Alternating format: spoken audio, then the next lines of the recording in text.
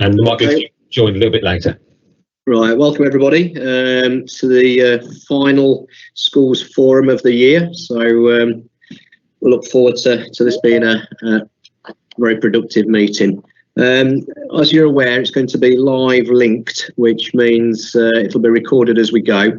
Fred will give us any further details with regards to that and give us the nod when it actually goes live. And then furthermore, just in line with the usual sort of Teams protocols, I'll be following the conversations as best I can. If you want to make comments, if you could please use the raising your hand icons, and I'll try and get around to people as we go. And then finally, if we can sort of keep microphones muted as best as possible so we don't have too much feedback as we go along there. Okay, so just for the purposes of the meeting, if we do some initial introductions. Yeah. Can I just let you know, Emma Pate's put in the message that she's got no microphone for this meeting, so she might have to type in the chat if you've got any questions, just to let you know.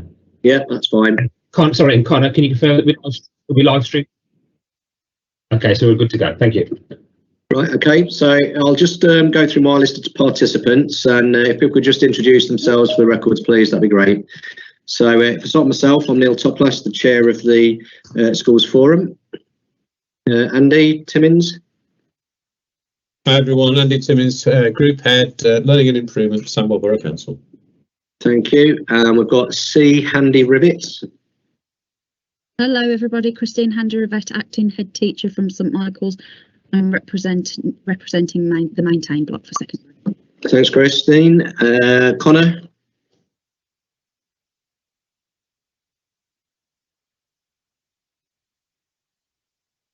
Thank you. Darren Barton.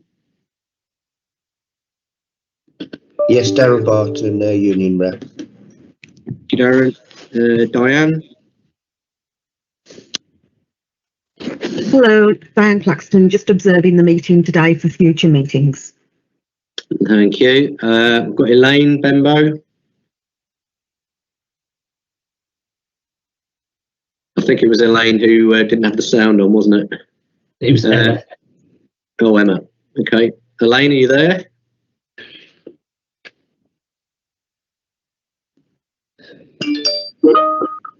Elaine, can you talk now? I think we can hear you. Yes, can you hear me? Yes, we can. Yep, you're on. Thanks, Elaine. So Elaine Benbow, a governor, school governor. Thank you, Elaine. We can see you as well now. Okay, and Emma, we know that you're unable to share any sounds with that, but I can see you there. Manager of the Patch Nursery Early Years Partnership. Sorry, I have no mic. So thank you for that. And going down the list, we've got Fred. Yeah, thank you, Chair. Okay, and Jamie. Hi, Jamie Barry, Primary Maintained Representative and Vice Chair. Thank you, Jamie. We've got Jane Bailey. Hello, Jane Bailey, Sandwell College, 16 to 18 Rep. Thank you, Jane. Julie Gill. Hi, I'm Julie Gill. I'm the business lead in SEN. Thanks, Julie. Caldep. Hello, I'm Caldep Badesha. I'm head at Primrose Centre in Sadler. Lynn. Hello, Lynn Howard, Primary Governor Rep. Thank you, Lynn. Mark Arnold. Mark Arnold, Head Teacher, Q3 Academy, Great Bar, Academies Block. Thank you. Michael. Afternoon, everybody. I'm Michael Jarrett. I'm the Director of Children and Education from Sandwell Council. Nice for you to be joining us today, Michael. Thank you. Moira. Hi, Moira Talents, Group Head from Inclusive Learning Services, Sandwell. It's Moira. Dave. Afternoon, everyone. Dave Irish, Principal of Charling Collegiate Academy and part of the Academies block. Thank you. James Topham. Yeah, hi, James Topham, Head Teacher, Wood Green Academy, again, also part of the Academies block. Thank you. And Rose. Hi, hello everyone, good afternoon. It's Rose Kerr, I'm Principal Accountant to Children's and Education. Thank you very much. Right, is there anybody who's present at the meeting that we haven't acknowledged or we've missed out? There's me, Wendy Lawrence, Hanbury Primary Maintained Rep. Thank you, Wendy. And I'm Vicky White, and I'm shadowing the proceedings for future meetings. Right, thank you. Hi, Neil. Hi, Steve. Hi, Steve Lilly, Finance Business Partner at Sandwell Council. Good afternoon, everyone. Thank you, Steve. And I think I've got an S. Baker there as well. Yeah. Sally Baker, Primary Maintained Rep. Thank you. Is there anybody else who we've not heard from? Okay, right. Is there any more in terms of process, Fred, that we need to be covering right now, or can we get straight on with the agenda? I think just to remind everyone that this is live stream because this meeting is required to be open to the public. So just other than that, oh, there's someone else coming into the lobby. It's Seema. 1 second. Okay, there.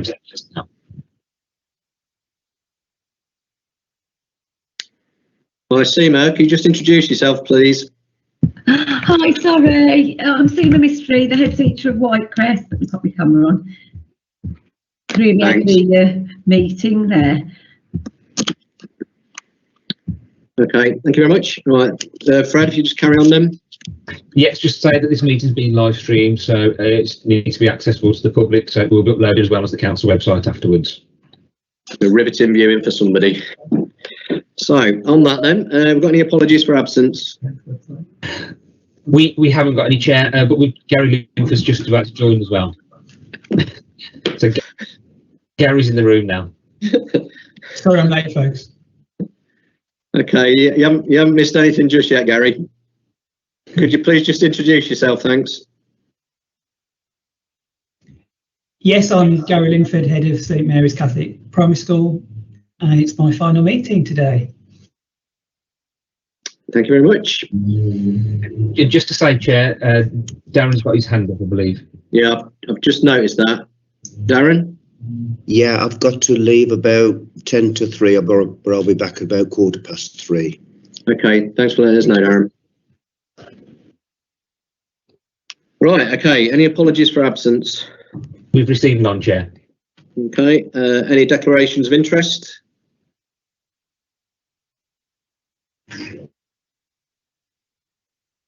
Okay, in that case, we'll move on to minutes of the previous meeting.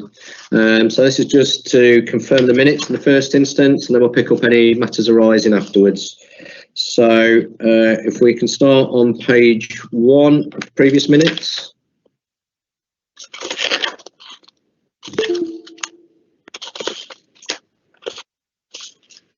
Then page 2.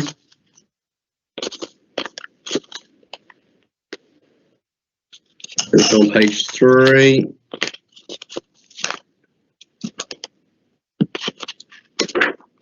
Page 4.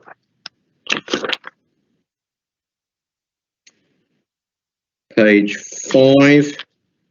Just to see where we are with everybody else, that's page 15, I think it is on my full document. Is everybody there? Yeah, great. So page 16 then. And 17. 18. Page 19. Page 20. Page 21.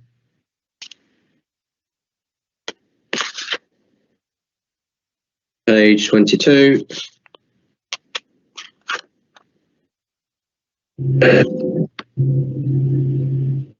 Page 23.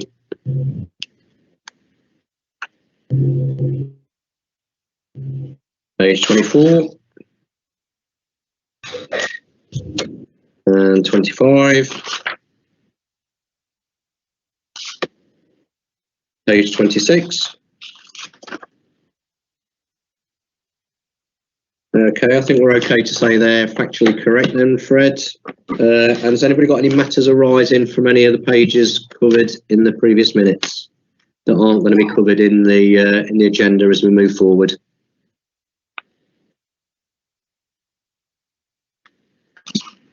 No? Okay.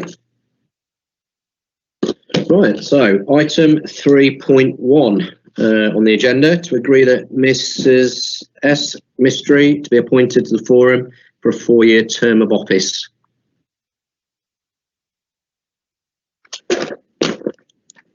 Somebody second her, please. I'll second Neil. Right, thanks. All those in favour then? Can I ask, are there any against? Might be easier.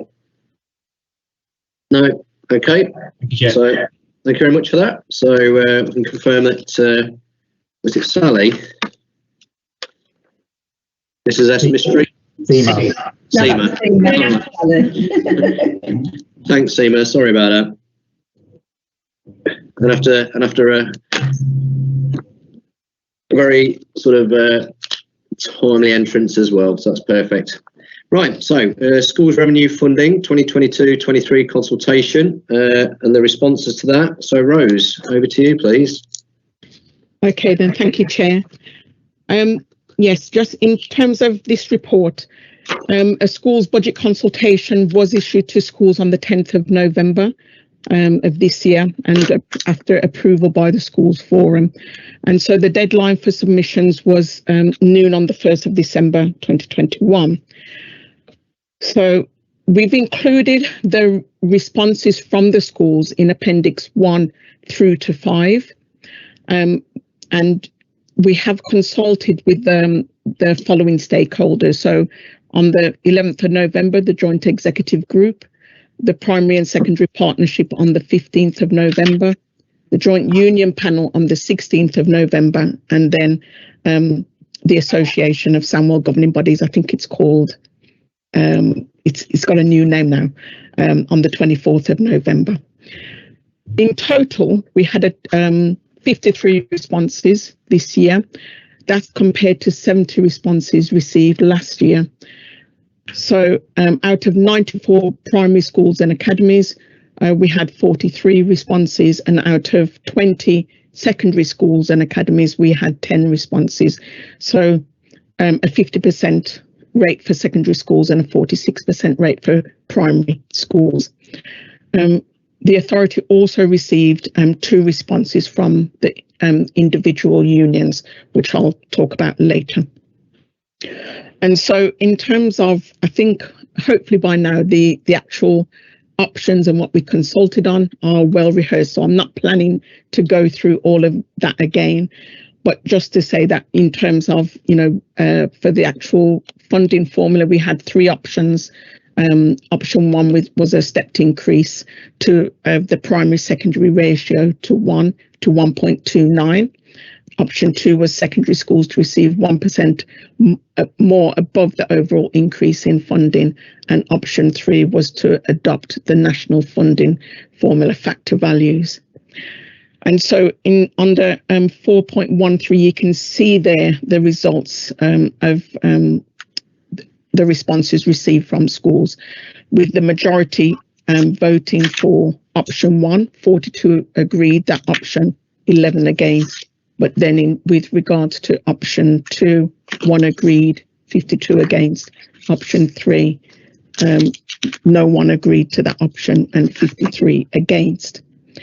And just to state some of the responses, this is just a reflection of some of the responses received in terms of this particular question. So one of the responses was they've not indicated an option as a preference, as their preference is to request a standstill, and they do not believe any more money should be moved from the primary sector to the secondary sector, as no evidence / research has been provided to support further consultation is needed through schools forum.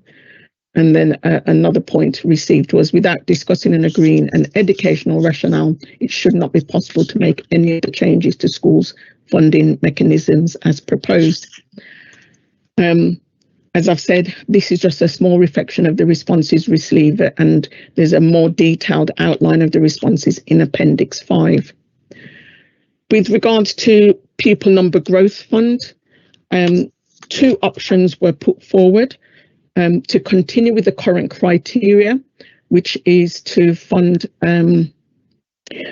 LA agreed pan and bulge increases, to fund new and growing schools, and also to fund mid-year admissions. And so the estimation of the pupil number growth under that option was 1.85 million. Option 2 is to not fund. The main difference was to cease the funding of mid-year admissions, and so then the estimated pupil number growth is 1.3 million.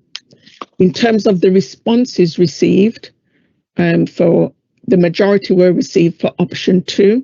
So option 1, 21 agreed but 32 against. Option 2, 35 agreed, 18 against. With regard to the delegation proposals, there were 5 delegation proposals that were put forward, and they are listed in the report under section 4.31 with the amounts.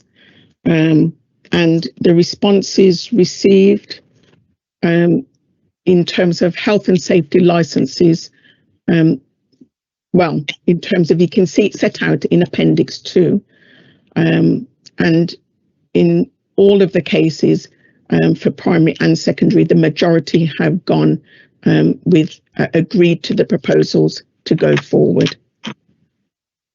With regards to education functions for maintained schools, there were 3 education function proposals that were put forward, listed under section 4.37 with the amounts. The amount per pupil was set at £14.97, but this does need to be updated once we receive the actual census data from the DFE. And then under Appendix 3, you can see that the consultation responses received. So in all of the cases, the majority agreed to the proposals that have been put forward. So you can see for each of those, for each section of those.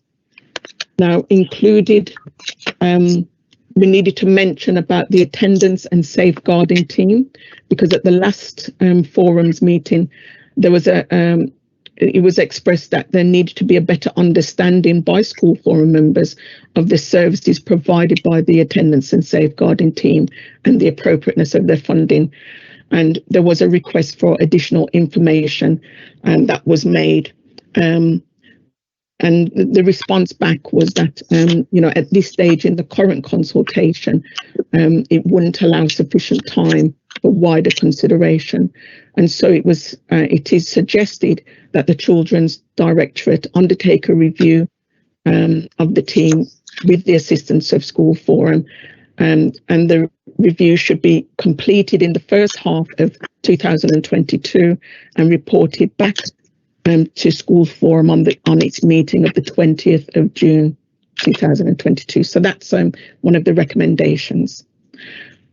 With regards to the minimum funding guarantee, so local authorities are able to set an MFG between 0.5% and up to 2% per pupil.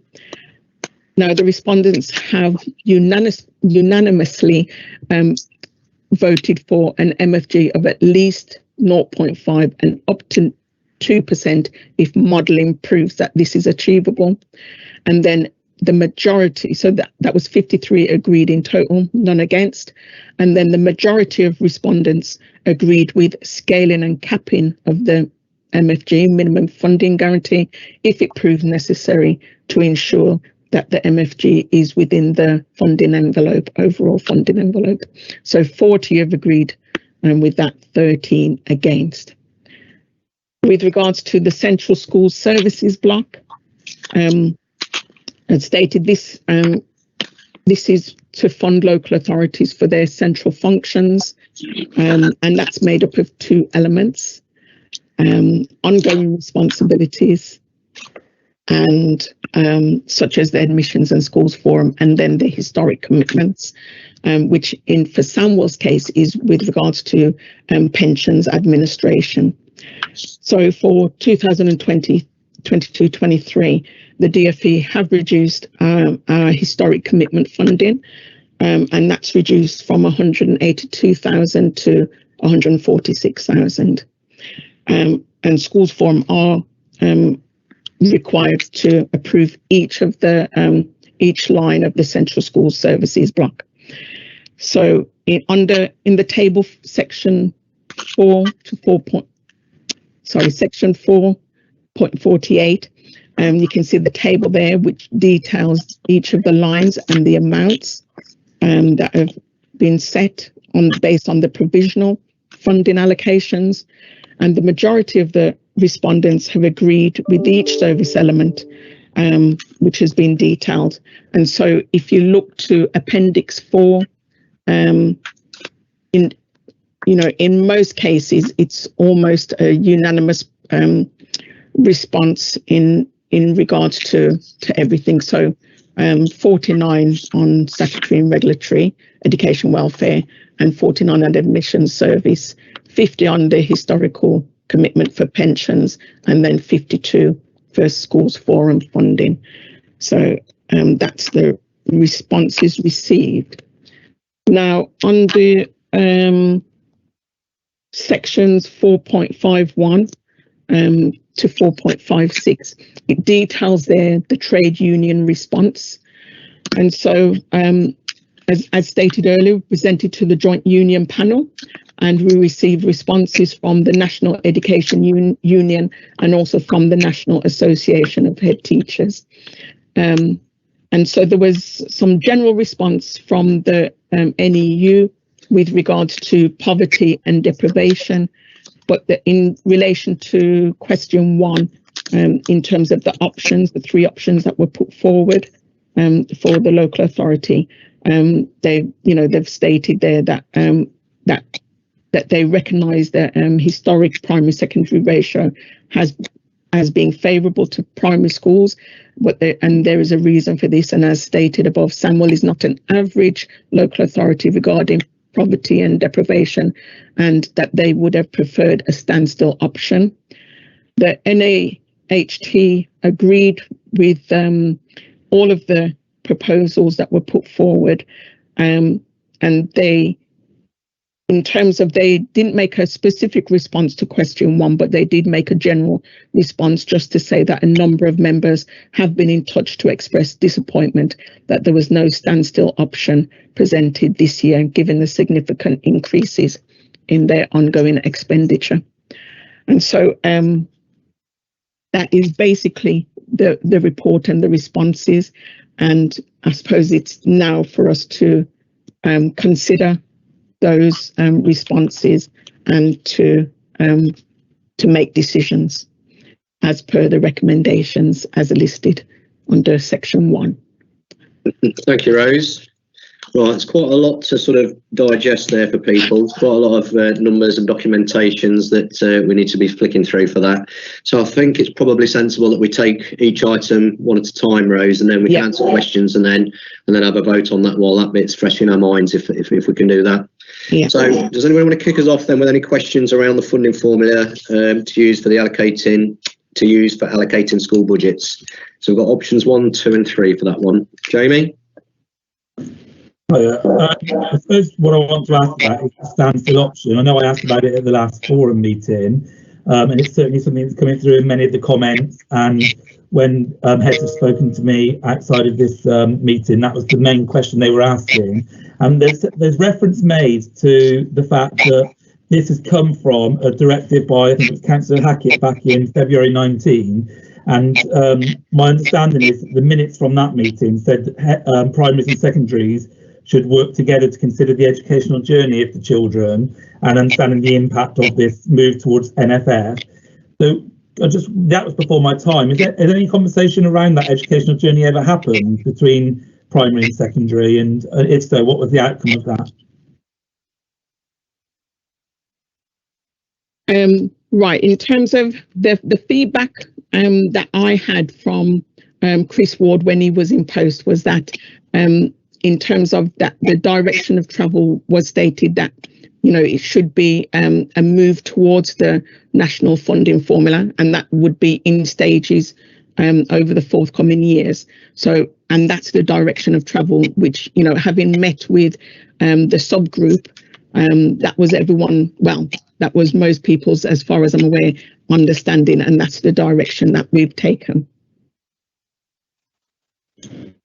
Sorry, Neil, can I come in as well? Because I was also part of those discussions along with Mark and a few others. So we were actually involved in that meeting. We were involved in the meeting to Cabinet, where it was discussed that primary colleagues and secondary colleagues would get together. And as Rose has just explained, that was basically the outcome that the conclusion that we came to. And then it was, I think, a vote went out to schools, and the vote for the 3-year move was the one that was selected, on the understanding that it would still come back to forum would have to come back to forum each year to be voted on. I think that's right, isn't it, Rose? That was my understanding, yes. Mark, have you got a comment to make? Not now. James has given a very accurate précis of the process note, so he's spot on. It was all discussed in the subcommittee that worked around those options.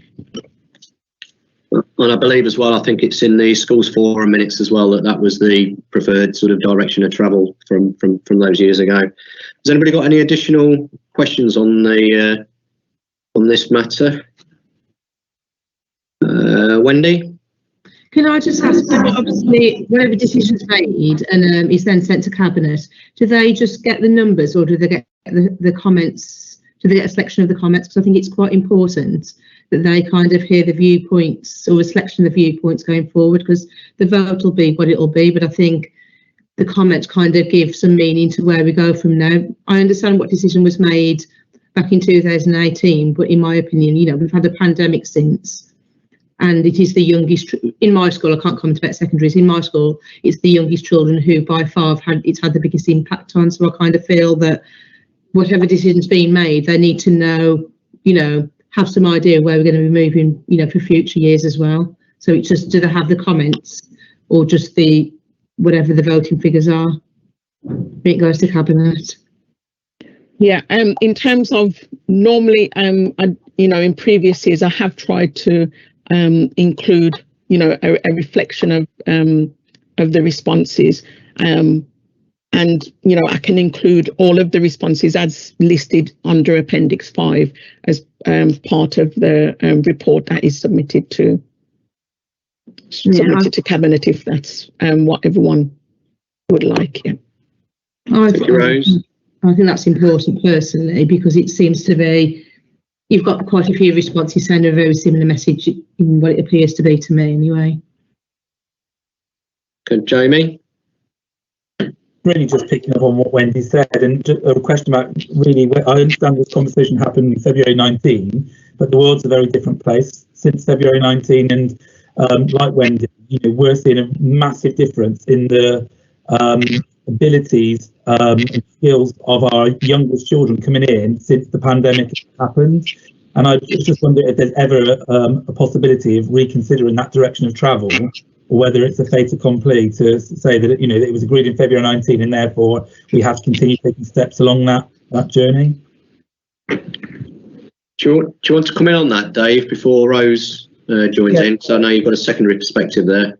Yeah, if I can. I mean, I think it's important to realise why we arrived at the decisions and the movement that we did, and why standing still wasn't an option. And it wasn't an option because the secondaries wanted to get access to the money. It was because the direction of travel from the government was that we were going to move to a national funding formula, and it was designed to stop the primaries falling off a cliff edge in terms of funding a number of years later. And so that changes were going to happen. It wasn't a directive of secondaries or anybody. And I think that's important to remember, and that hasn't changed while the world in between has changed. The national funding formula hasn't, and the progress towards it hasn't changed, and therefore it is important, and that's why there isn't a standstill option in the options that go out.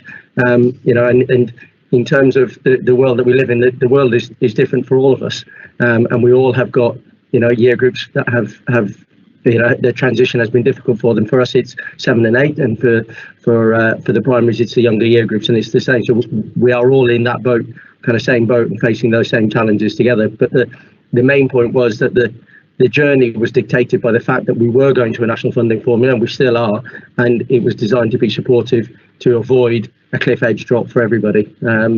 I just think, you know, and I remember having chaired those meetings that time, that was the difficulty, and the primary members of staff who were on that committee understood that, and they were trying to, you know, as much as they didn't want to do it, and I can say from Mark and James's and the people who were on there, their perspective, they were not easy meetings, but that was the rationale behind why the movement has taken place. Thank you, Dave. Sally? So it's my understanding as well that this is the last year, isn't it, of that 3-year cycle? So potentially for next year we could request a standstill. Yeah, Rose, if you want to further comments on there? I think the only thing I would say is obviously it would depend on the direction, how we're directed really. And I don't know, Michael there, if you've got any thoughts in terms of the direction of travel, you know, it's from here onwards. Yeah, thanks, Rose. I mean, some of the things that you're talking about, and I'm really lapping up and absorbing everything you're saying, but I think we'll have to wait for the revised guidance to come out. We know that there's a 3-year cycle in relation to the national funding formula, and I think it will give us an opportunity for us to be able to consider options for the future. I think I'm hearing what you're saying around we didn't have the opportunity in terms of the standstill in this particular cohort that we're talking about, but I think for subsequent iterations there could be an opportunity for us to be able to consider that. I think what we'll need to do is do that in the context of what comes out from the DFE. It's too soon for us now because we haven't even got the settlement for the year ahead for us to be able to even draw from where the direction of travel is likely to look like in relation to the guidance. But I think once we've got it, then we can bring that back to Schools Forum, maybe re-enact the kind of task group that was to look at and consider the options for the future, and then we can put forward some proposals and bring that back to Schools Forum. I think that's the best way of doing it. Yeah, can I just add that in terms of, you know, that it's already been mentioned that we had there was a government consultation on the national funding formula. It was a stage 1, so, and they've said that would be released in the autumn. So I don't know if that's going to be released just before we break up for Christmas. There will be a stage 2 consultation. So, you know, yeah, we will have to be guided by what's in there. But as stated, you know, in some of the consultation meetings, in terms of the direction of travel is, you know, the government stated that they expect us to get closer to the national funding formula values within a certain percentage. So, you know, the direction of travel is driving us that way, whether we like it or not. Thank you, Rose. Wendy, I noticed your hand went up and then went down again.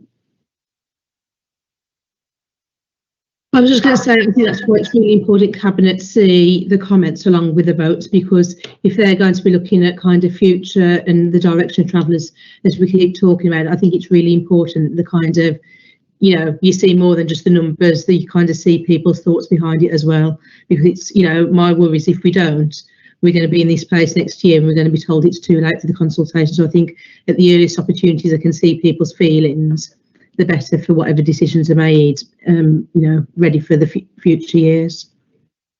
Thanks, Wendy. Okay then, unless there's any other comments, I think we're ready to move to a vote on the funding formula that we're going to use for allocating school budgets going forward. So obviously we've seen the consultation responses, we've had the opportunity to reflect on that as a forum. So if we just go straight in, if you are in favour of option 1, which is the LA formula with a stepped increase in the primary secondary ratio of 1 to 1.29 third year. If you could put your hand up, please. We can count those in the bar.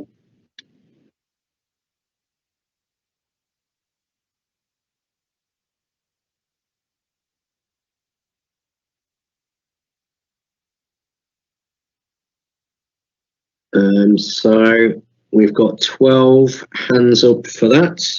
Anybody against?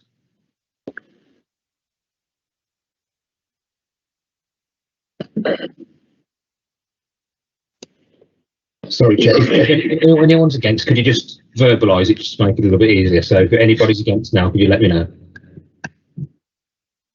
Thank you, Chair. Okay. Anybody abstaining?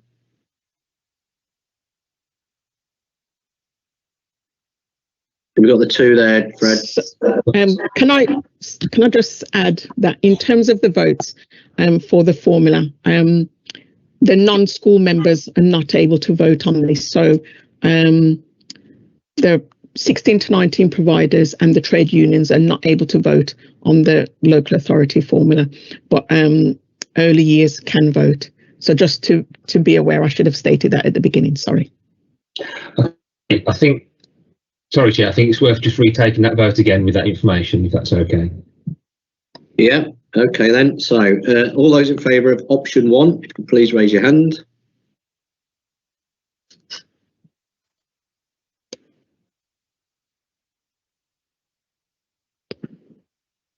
We still have 12.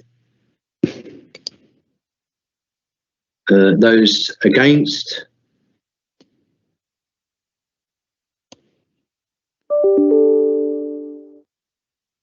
We've got 2. Just 2. And those abstaining?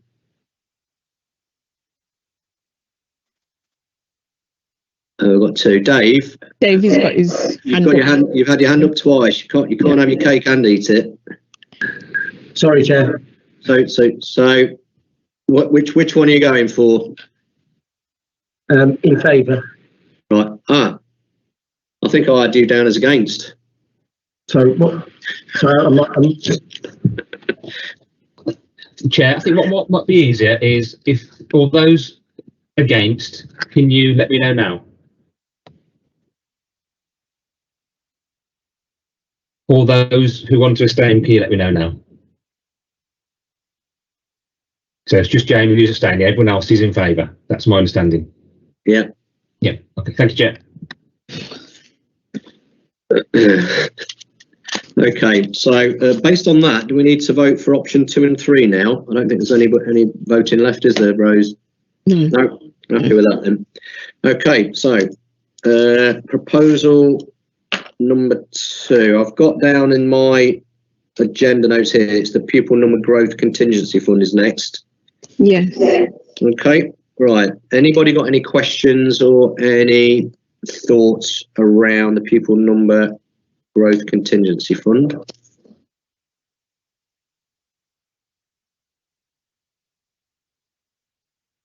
No. Okay. So looking at what happened last time there, then Fred, shall we go down the work this on the basis that if we do option 1 and if you're not in favour, no, I can't. I can't work that out. I can't wait to have a proper meeting where we can just see everybody. It's a bit hard. Rose, firstly, can I confirm on this one? Is it exactly the same? Who can vote on this one and who can't vote? Yeah, so it's the same. 16 to 19 can't vote, or trade unions. Okay, Chair, I think the simplest thing is then is if we assume that you're voting in favour, if all those who are voting against could let me know now. Right, so we've got 2 options though. So if you, I think that's where we are for. We need to know which people are most prefer each option. So in terms of option 1 then, which is current pupil number growth formula with an estimated cost of 1.85 million, or option 2, we've got current pupil number growth formula with an estimated cost of 1.3 million. So option 1, if you're in favour of option 1, please raise your hand now. Okay, if we're in favour of option 2, can you please raise your hand?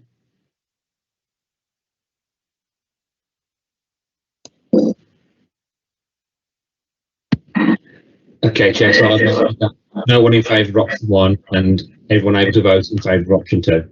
Yeah, 14 votes. Thank you. Okay, so Third item, the minimum funding guarantee and capping of gains.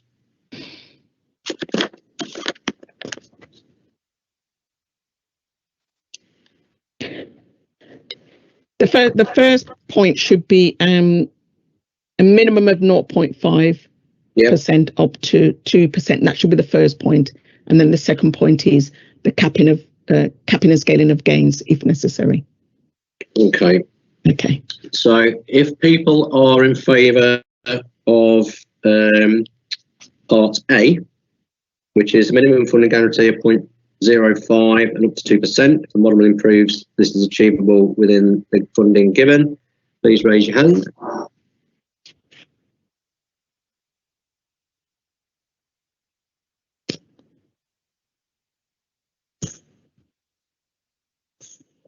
Okay, we've got 12.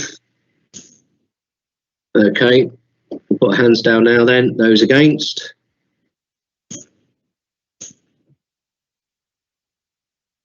Any abstentions?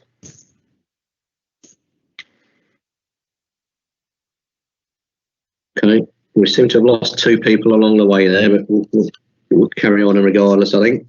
And Part B, if an MFG where the scaling capping in order for MFG to be within the funding envelope, if you're in favour of this, and please put your hand up.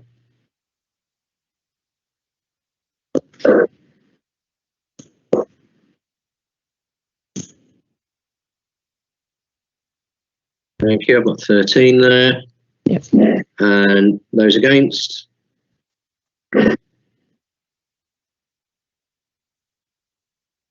None. Those abstaining?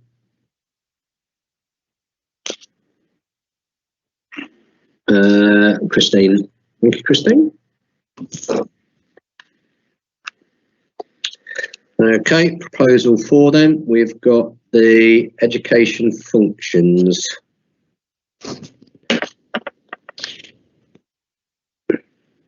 Okay, so that was referring on Appendix 3. Anybody got comments or questions about the education functions?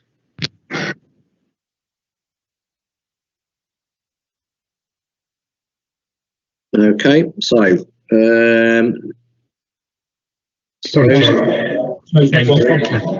Jamie? It's not specifically about education functions, but I'm just reading the comments. Can I just make a plea? I think Wendy made it earlier as well, really, that even if we vote in favour of these decisions, can we urge the people that design the consultation to have a look at the comments before designing next year's? Because there are comments in there around things like admissions and other services as well that I think we ought to look at more carefully than just for the purpose of this decision making.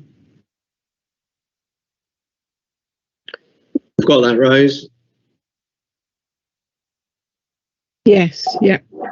Thanks. But if it can be recorded as well so that we can take it forward. Okay. So, Andy, do you want to say anything before we go into a vote?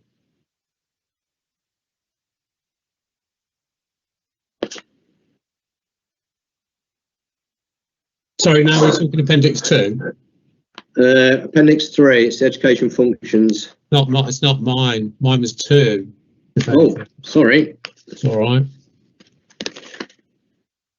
Okay, then. So, education functions then. So, group head, education support. We've got, within this section, then we've got children's clothing, allowance support, and safeguarding attendance. So, question in terms of item 1, education functions. Those in favour?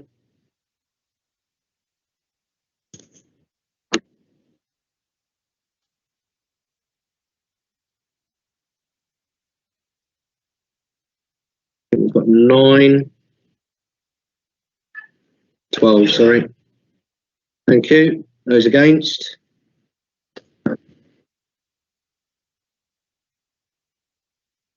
Those abstaining? Okay, thank you very much. Item 2 there, children's clothing allowance support. All those in favour?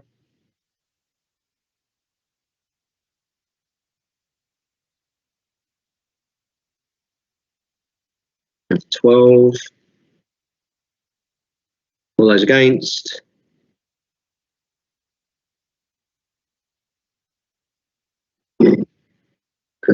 Those abstaining? Thank you very much. And the safeguarding and attendance, those 4.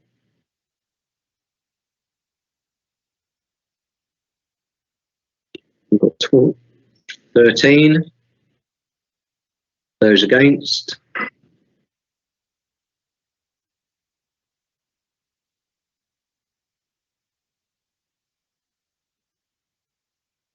And those abstaining?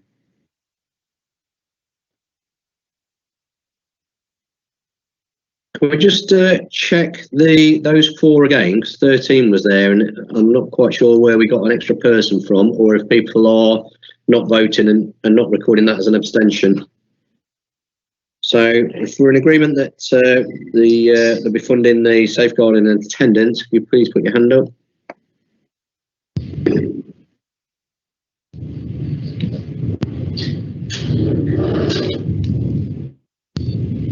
Well, I've got 14 now. Chair, can I have a question? I don't want to put my hand up because it'll confuse things.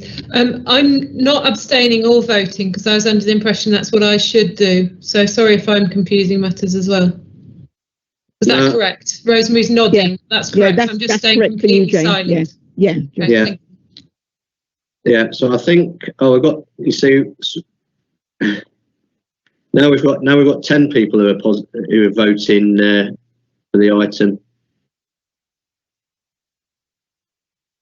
Now we're back up to 14. Right, so 14 it seems to me, Fred. Thank you. So that must mean we haven't got any abstentions or anybody who's against.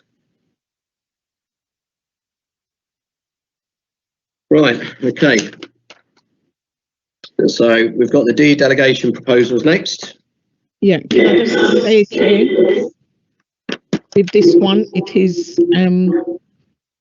just the maintained schools that can respond, and for each phase to respond, they can respond differently. So the primary maintained members vote on all of these, and then the secondary maintained vote, not the academies. Okay, thank you, Rose. Right, this is your one, I think, Andy. So has anybody got any questions for Andy with regards to the de-delegated budgets? So we're talking the health and safety licences, Evolve, union facilities time, school improvement services and financial difficulties. Jamie? I just want to ask about facilities time. If primaries voted for facilities time but secondaries didn't, given the indicative votes, what does that mean, Andy, in terms of how it works, for support and provision for both primary and secondary? It means just that. So if the so maintained secondaries then will need to seek their support from, they'll have to go to the regional office, they won't get local support. So it's the amount of support they get. So that in theory, that's what shouldn't happen. But would the union still, as they do currently, would they still work with the local authority on policy development and things like that benefit the secondary, or would it be exclusively for primary related policies? Well, it does fund JUP, Jamie. I mean, it's a should we say a slightly hazy line on that one, but yeah. What it does put is the union support for schools very much back to a sort of school level. Or they have to then go to regional, so they haven't got those sort of Sandwell officers there at their beck and call. So that's the disadvantage really for those schools. Darren, you want to come in and say something alongside that? Last bit, Chair, about the union side. Have we got to vote for the amount that's been asked for, or could we make it a vote for a lesser amount? No, it's Rose, you can come in on that one. Yeah, it's the amount that's been asked for. Yeah. That's Darren? What we've consulted on. Sorry, Darren. Sorry, Neil, are you talking about union facilities time at the moment? Yeah, and Darren Barton, I believe, has got his hand up. He's going to hopefully add some comments. You there, Darren? Yeah, sorry, I'm at school at the moment, and everything's just a bit crazy. I'm sorry. Yeah, you're quite right regarding it being a bit hazy, and it has been a sense of frustration from the trade union side of the remaining secondary schools not buying back in, because there are some academies now that are buying back into facilities time. Regarding that, you're quite right. Obviously, if somebody gets to be quite frank, if we get a phone call, obviously we'll just give some telephone advice if it's an emergency, but they go direct to the regional office and have to deal with it in that way. With regard to policies, it has been a bone of contention from the trade union side as a means of which policies are developed, and the secondary schools that are still maintained are benefiting from that service, and it has been a sense of frustration for several years, and I do share that frustration with everybody. But as it stands, with regard to it being a fixed sum, I know all the local authorities are developing different models, and that should be an item for discussion on the joint union panel to discuss such models, and I think that the trade unions will be open to any kind of constructive views on that. Neil, our view has always been to support contributions to union facilities time, and I continue to advocate for that even within the academy, our academy setup now too. Thanks, Gary. Okay, anybody got any other questions or comments to make around any of the delegated budgets? No. Okay, we'll move to some votes then. So if we look at the item or reference 1, the health and safety licenses and subscriptions, all those in favour continue with those, please raise your hand. Sorry, Neil, you'll need to yeah, if you just do the primary schools first. Yeah, and then primary the secondary, schools. Yeah, maintained primary schools as well, isn't it, Rose? Oh, sorry. Yes. Yes, maintain primary schools. So that's 6. Okay. Any maintained primary schools against?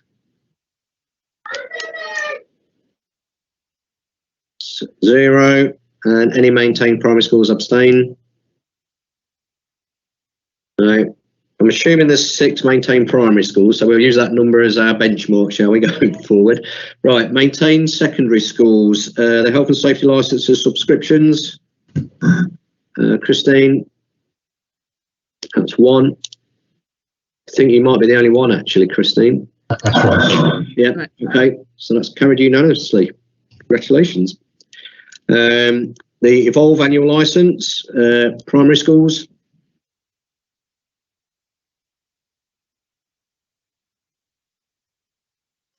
We have all 6 in favour. Thank you. And secondary schools? Yeah, that's the one. The union facilities time. Primary schools, please.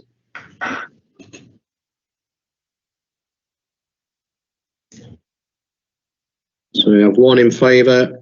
The primary schools, and all those against.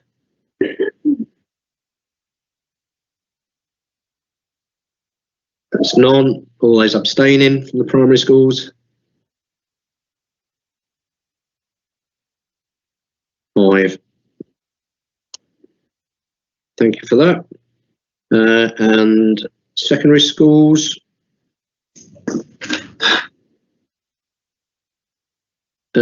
That's the one, thank you. School improvement services, primary schools in favour.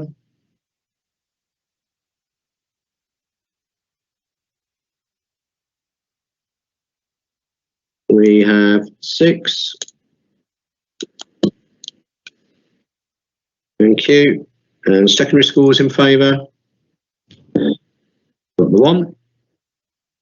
And then schools in financial difficulties, primary schools.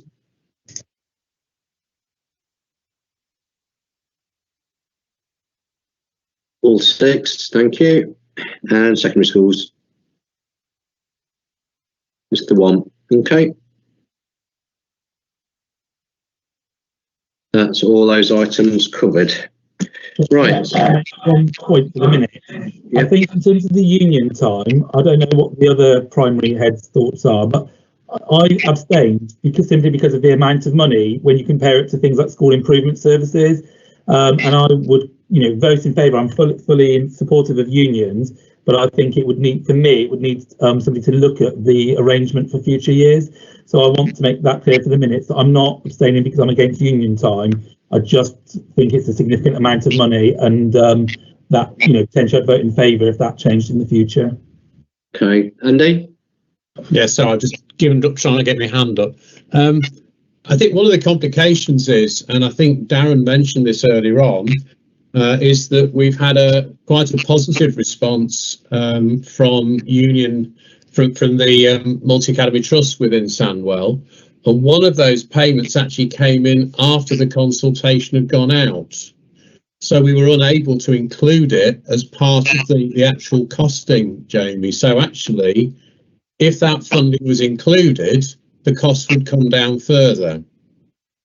Now that I don't know, Rose. That I'm going to come back to Rose on that, because it's quite difficult. We set a price based on what we knew we had in the pot, but then obviously with the flexibility of that and someone else coming in and saying yes, we're prepared to put into the pot, that's made that quite difficult. So we haven't included it, but I'm now sort of referring back to Rose and saying, how do we stand on that?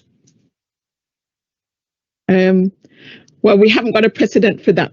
I would have assumed because the cost potentially would be less, I'm sure that schools wouldn't, they wouldn't have any issue with that. I suppose if it was more, that's when, there would be an issue. But I don't know. I haven't got a concrete answer on that. Michael, I don't know if you've had that experience before. Yeah, I have, and the only thing we've done is done an addendum. So you kind of put the costings, you've got the rationale that goes with it, and then you've got the supplementary that sits alongside it.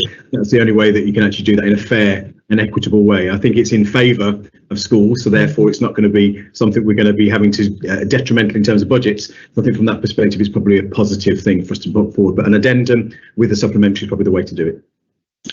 Thank you, Christine. Yes, just to say from a secondary maintain perspective, completely concur with Jamie's suggestion about breaking down the costs. But when we actually considered the financial efficacy of being able to provide those services ourselves, that's why we voted it for. Thank you. Okay, so Central Schools Services block. So Neil, just in terms of that one then, so is the vote staying as it is with that new piece of information, or is it worth reconsidering? Because I don't think, because primary, I'm not asking for a recount, but I'm just saying that piece of information wasn't there. But based on what Jamie's just said, that does change it very slightly. I don't know, Jamie, whether you would consider that or not. Yeah, I would. I mean, I think, I don't know what the count was, but I think it was 1 in favour and the rest abstained, so it would be carried anyway, I believe. Yeah, that's correct. But I certainly would be prepared to consider changing my vote with that information. I didn't think there were any. I thought there was 1 against the primary. I thought it was rather 1. Was I wrong on that? Oh, in that case, there was one abstention and 5 abstentions and 1 for. Oh, okay. Darren? Yeah, just for the record, I can only speak from my own professional association, the National Education Union. We will always be open and willing to discuss alternative arrangements, looking at the figures, see if they dovetail with the time that is allocated for local lay officers. We're acutely aware of tight budgets, but also acutely aware of the work that's being done, it does need to be. I appreciate it. It does need to be pinned down in light of the fact that academies now are buying back into the service, which would inevitably spread the cost amongst all schools, maintained schools, and academies. And the unions have worked tirelessly, I know locally, and tried to work constructively with HR providers, with academy trusts and chains in order to have a facilities time. I just want to put that for the record from the union point of view. Thank you, Darren. Wendy? Yeah, I understand that, and I do agree with everything you've said. But for me, there's still the kind of the disparity of primaries are kind of putting in when it comes to kind of consulting with new policies than what a primary is getting that other sectors that aren't paying. Yes, I still think it comes down to that, and it's probably come down to that over the last few years as well. So that's still kind of an issue in my eyes. Yeah, I agree. Okay, Sally? I'd just say along the policy line as well, there's a number of policies that haven't been reviewed for a number of years. So there's, there are quite a few out there that perhaps haven't, are they going to be renewed in the future, or there are a few out there that have not been reviewed for a number of years. Andy? Yes, Sally, that's a really good point. That's partly linked with our HR services as well. And that's come up, in fact, at the last meeting, and there is going to be quite a sustained effort, I think, over the next year to try and get through a number of those policies. They do take time. Some of those, involve side panel meetings. I know we talked about pay policy. That's going to be one this year. And I think there's a more sort of formal approach to getting these policies renewed and updated. So we would take that on board, and I think unions are working hard with HR to try and address that and move that forward. Thanks, Andy. And hopefully there's be closing comments, Mark. Yeah, so are we able to make a commitment then that Forum will get a subgroup together in the same way Jamie has rightly asked about the efficacy of safeguarding attendance? Are we going to do the same for union facilities time? Is it in our remit to do it, and can we staff it and resource it? It could be a big, safeguarding attendance and picking apart those two that are lumped together, and equally looking at facilities time. That could be a big job, but it does need doing. Are we able to make that commitment here, and is it the right forum to give that commitment? I'm wondering whether that can be minuted as an action in the same way we've tried to do things in the past, to look at common problems we all hold closely to ourselves. I mean, I think we'd need to identify the lead officer, I guess. And are you volunteering? Me? Who, me? I'll do one. No, I think there's an appetite for it, Mark. I think I think this is always a sort of a contentious issue. The more we can do before these meetings, the better, really. I think, Mark. I mean, yeah, I think it's really right. There's been quite a lot. JUP, I think, have done work on it, and it's been a focus for the last year. But it wouldn't do any harm, I think, to widen it and bring schools in as well. Okay, thanks for that then. Okay, moving on then. Central School Service Block. So these are expenditure items such as statutory and regulatory education, welfare and asset management. I'm glad this is recorded. I'll be on one of those late night Channel 4 programmes. Schools Forum, Admissions Service, Historical Commitment, Pensions Administration. So who votes for this one, Rose? Is it everybody back in, or are we just in primaries and secondaries? So with this one, this is everyone excluding trade union and 16 to 19 provider. Yeah.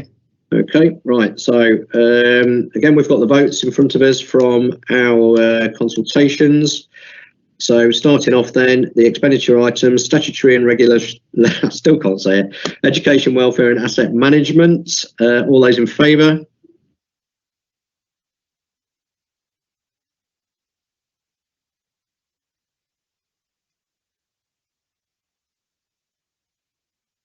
Okay, we've got 12 votes there.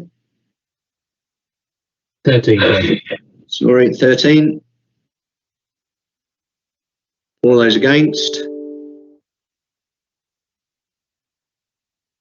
None. Any abstentions? I've got none. Okay. Schools Forum.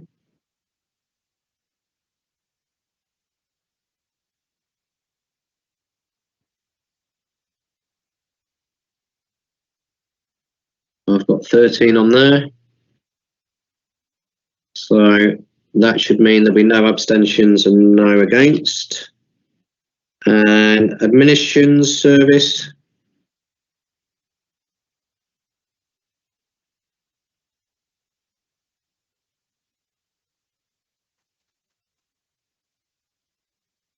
Twelve, 13 votes on that. Thank you. And then finally, the historical commitment pensions administration. In favour?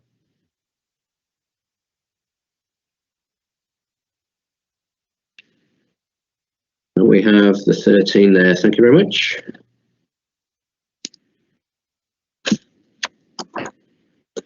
Right, I think, Rose, we're through everything that was on your part of the agenda. So yeah, I think it's just in terms of the recommendation to approve the review of the attendance and safeguarding. I don't know if we've taken a vote on that.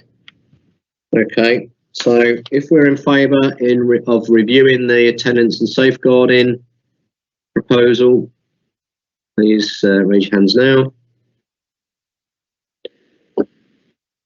And I think they'll be looking to submit a report for the next meeting, Rose, is that correct?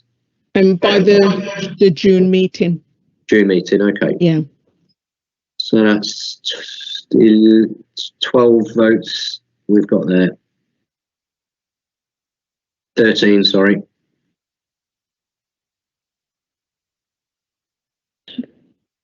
Yeah, I counted 13. Yeah. Okay, thanks very much. Right, so high needs block, the October 21 budget monitoring report, and this is a report to note. So, Julie. Hi, thanks, Jen. This is the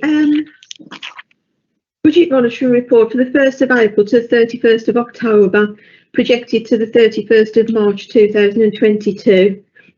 The high needs block grant for 21-22 that are reported at the 31st of August 21 was 53.24 million.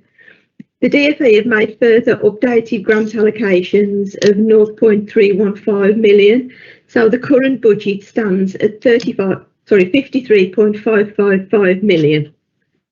The anticipated in-year surplus that I reported to you on the 31st of August was 1.332 million. That's been revised now to 1.408 million. So it has got, the surplus has gone up slightly. Balance brought forward obviously stays the same at 0.597 million. Appendix 1 shows the 2021-22 high needs block budget in detail, so that you can have a look through that, and it shows each section and each line. The main variance is brought forward from that. Out of borough placements is exactly as it was last year. There's a last time, £20,000 saving due to the reduction in room hire costs for the delivery of support students. That was due to COVID, where the services were delivered virtually, whereas from the 1st of September they were normal face-to-face meetings. Variation 2, there's been an increase in the Eicp assessments, which has resulted in a projected overspend of 514,000 on the delegated funding to mainstream schools and academies. Also included in that variance is a Sandwell Community School. Additional funding of £200,000 has been included here just to be prudent to cover and fund any pupils placed at SCS requiring top-up over and above the funding that we already provide, and it's predominantly for permanently excluded pupils that need Day 6 provision. High Point opened on the 1st of September, and it was initially thought that the place element would have to be met through the high needs block. In July, we had notification from the DfE that that would be met centrally, and there would be no impact on Sandwell's high needs block. So there's been a saving there of 221,000 over the initial budget.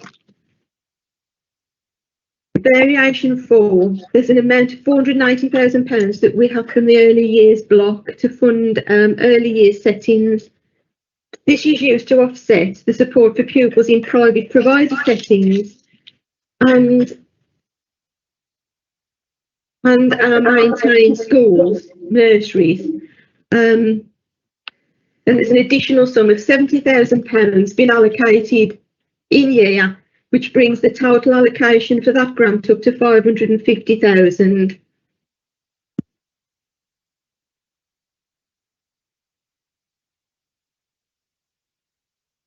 The 550,000, unfortunately, is still not enough to meet the overall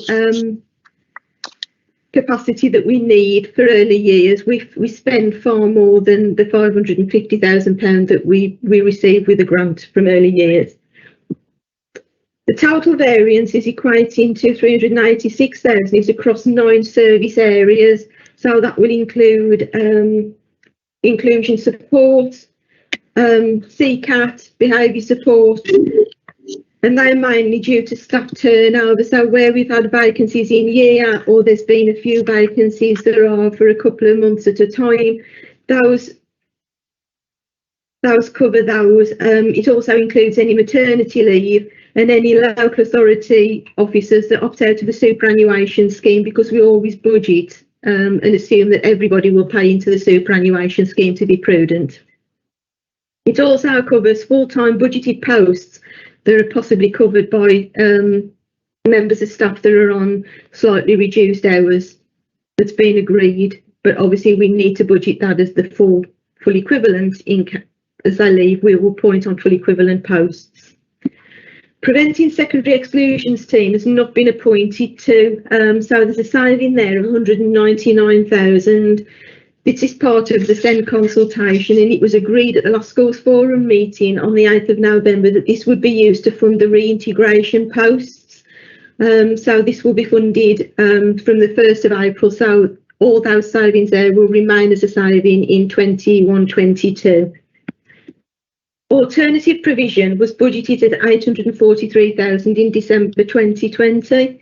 It was based on the levers in July 21 and close monitoring. Placements by the alternative provision panels. The saving is currently predicted to be 310,000. Any changes in this will be reported and evidenced in future monitoring, because we do look at that monthly, and I will report it in more detail on the next one. Looking at it last time, well, looking at the monitoring I'm currently working on, that saving will increase slightly because we've not had so many pupils going through alternative provision, but that will be reported at the next monitoring report. SEN development is currently showing an underspend of 760,000. This budget head currently covers independent appeals and reports and any other agreed funding that does not clearly fit into any other category in the high needs block. It also holds the initial high needs block balancing figure of 440,000 as at the 1st of April. So we look at all the budgets that we calculate, look at the grant that we have in, and the difference between those two we put into the developments pot. So effectively that's showing the surplus at the beginning of the year, and that stays in there. On the 1st of April, the high needs block initial settlement was obviously more than our budgets. So the £440,000 was left in there as an initial balancing figure and an initial surplus. An underspend of 449,000 was reported on previous monitoring. This has predominantly increased now because the additional £315,000 that we've been allocated through the DFE is also allocated to that budget head. There's a favourable variance of 191,000 against children with disabilities team contribution. The high needs block has previously contributed 95,800 to CWD team. Questions have been raised by a forum in the past about this, and it's previously been agreed that that in 2021 that contribution wasn't required. So it was an accrual last year. That accrual has now been reversed back into the high needs block. So we've got that accrual coming back in. And we've also been told that will not be required in 21-22 or any subsequent years. So that budget head will go in future years. There's also a favourable variance of £97,000 against non-statutory SEN contribution from the high needs block due to staff turnover, and this is where it was agreed that we would fund the non-statutory services to the EP service. in 2021 when we did the additional staffing. Appendix 2, going on to Appendix 2, shows the focus provision and special school and the PRU's commission places for the period the 1st of April 21 to the 31st of March 22, together with the average occupancy for the period the 1st of April to the 30th of November 21. There's a total of 1,103 commission places that have been funded and allocated to schools and PRUs, of which 79 are utilised by other local authorities.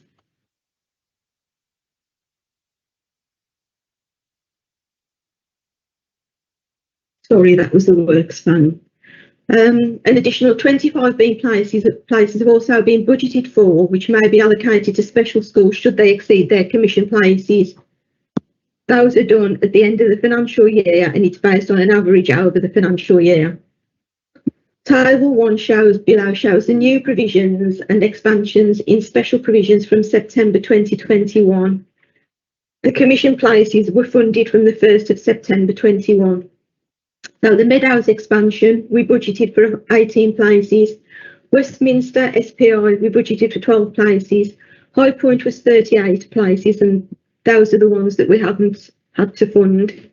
So the total was 68. Focus provisions overall average under occupancy as at the 31st of August was 12% when I reported it last time. The under occupancies at 30th of November is now 4%. Of which primary is under occupancy 1.6% and secondary is 7%. There are no vacancies at all across the 4 special schools, and they are more likely to go over their current commission places. The commission places are the places that the local authority purchased at the beginning of the financial year, not the PAN of any of the establishments. Pupil tracking for the PRUs is now done on the same basis as the focus provisions and special schools for consistency. The total places commissioned for the period April to the 31st of March 22 across the 3 PRUs is 255. The average occupancy as at the 30th of November 21 projected to the 31st of March is 179, but the actual footfall is 328. The average occupancy may change over the course of time due to the nature of pupils entering the PRUs and the duration of their enrolment. So because the PRUs are used not only by the local authority for Day 6 provision for permanently excluded students, but also by the schools themselves who use it for preventative places. So in a nutshell, the current surplus this financial year is expected at the moment to be 1.4 million. So added to the roughly 0.6 million, we're looking at a £2 million surplus to be carried forward at the end of this financial year. But more updates will be coming when we've got more information. Okay. You're on mute, Neil. Thank you, Julie. Has anybody got any questions regarding the SCN budgets? Michael? Thanks, Neil. I haven't got a question, I've just got a comment. I think one of the things I was going to say is that I really commend the work that we've done so far to get us to this particular point where we've got a surplus budget in relation to the high needs block, given the increases in demand and the issues in relation to capacity and a whole range of other factors. One of the things we must do, and we need to alert Schools Forum to, is the fact that our projections for the future are not looking quite as favourable in terms of the position for the high needs block. And I think as a Schools Forum, we need to be alive to the fact that there are particular pressures for the future. And then we need to think about the mitigations that we can put into place in order that we can balance that or move towards a position where we can have conversations potentially with the Department for Education, given the financial pressures that we are going to be facing from 23-24. It's a little way off yet, and I think it's great that we're in a position where we're talking about a surplus position, but I think it'd be remiss of us to not raise the fact that we have got projections that are looking detrimental to the budget, which we need to consider for the future. And I suppose it's just about measuring that particular point now and then thinking about the look ahead for what that looks like and projections and mitigations we need to put in place. Thank you, Dave. Thanks, Neil. Just on the basis that when you look at variation 2, where we're going to, there's an additional £200,000 being put aside for SCS, and then when you look down at point 4.7, which says that we, at the moment, there's a 7%, the 7% of places available for the PRUs, and having seen some of the funding spreadsheets and the requests for funding from SCS at BNA Management Board, I'd like to see more detail to come back to us of what SCS are claiming, because in my mind, with funding 180 places and a top up for 80 of those 180 places as well for permanent exclusions, it appears to me that Sandwell Community School is, one of a better phrase, being double funded in places or claiming funding on places that actually I don't think they should be. So, Julie, would it be possible to have more detail to come back to just compare the various primary and secondary PRUs and the costs associated with them? Yeah, I mean, I've already got some data for the PRUs that I can pull together into a report. But as part of the SCS issue, we've got a task and finish group that Steve, there you are. You were leading on. I'm not sure where that's going to go now, because I think we were waiting for more meetings to be set up to go through that, because we've not had another meeting. We have not had a meeting for a while. It needs to feed into that as well. Do you want to come back on that, Steve? You're on mute.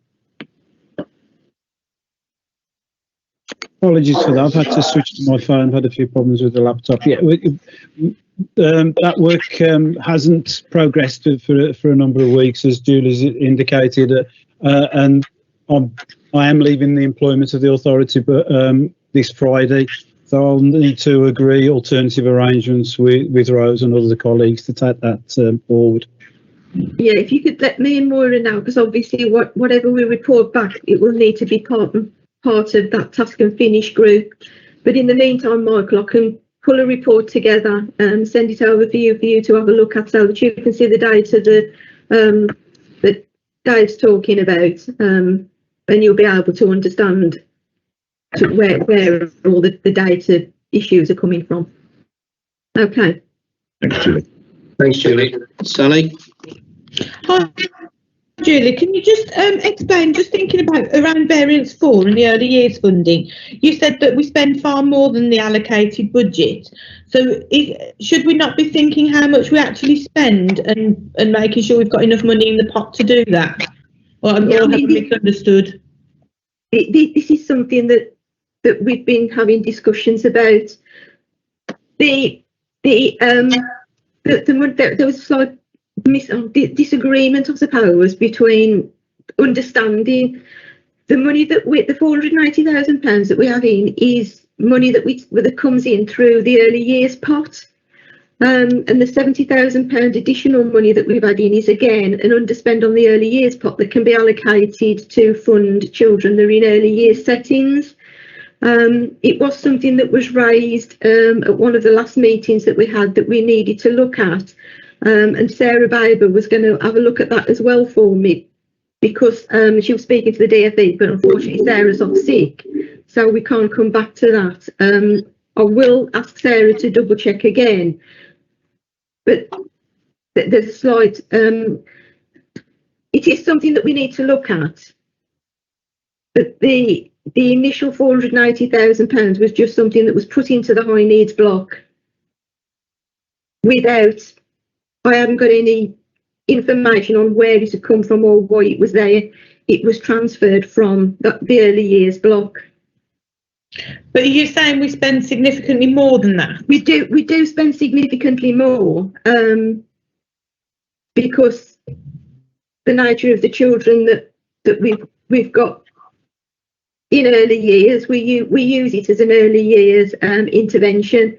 What I can do next time is bring together and look at what we've spent and show it you against how much we've spent on the early years and how much what it looks like against the 550,000. That will possibly be easier to show you at the end of the financial year when we've got the outturned figures, because then I can show you exactly what we spent in private provider settings for children with SEN, and what we've spent through our own day nurseries for students with SEN. All the allocations that come through there comes through Alice Berry's team, so they are verified. It does have to go back to Alice's panel for consideration for funding. So it is quite closely regulated, but I can give you more information on that at the outturn figures. Thank you. Okay, Moira. I think we will have to include the figures in terms of those early years children going into reception as well, in terms of the early years intervention grant going into reception, because not all local authorities do that. We do that in terms of supporting those children going through.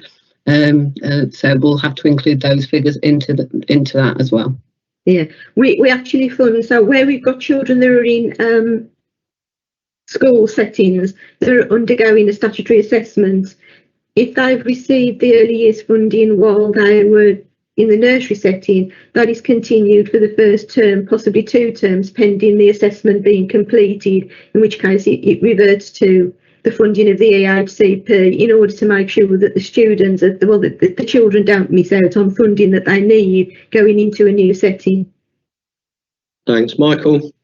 Yeah, I was just going to ask a qualifying question actually in relation to PVI support there, in relation to early years inclusion grant and the early years inclusion funding. But I think, Maura, you've kind of summed that up in terms of what happens, and also that question around reception classes too. So yeah, it's useful just to know that. I also just wanted to ask a very quick question, just in terms of the DAF funding and whether that is used appropriately in Sandwell. Julie. Sorry, I missed that, Michael. The what funding? DAF, Disability Access Fund. I don't know where that funding is. Rose can answer that one. Yeah. That doesn't come into the high needs block. No, that's in the early years block. Early years block. It's for children with disabilities, yeah. Yeah, and in the past, we do get an allocation which the DFE based on the numbers that come through their systems. But traditionally in Sandwell, it's not always been the total amount has never been used. It's quite low numbers, to be honest. So and that fund has increased, so it's useful that we can kind of do some promotion on that, given the fact that for any child that's in receipt of disability living allowance, they will be qualified and eligible for a DAF, which will then support financial sustainability for early years providers. So I think it's really important we actually get that message across for PVI in particular. Yeah. Thanks, Rose. Thanks, Julie. Just got one quick question, Julie. Is that you mentioned that High Point was being funded centrally.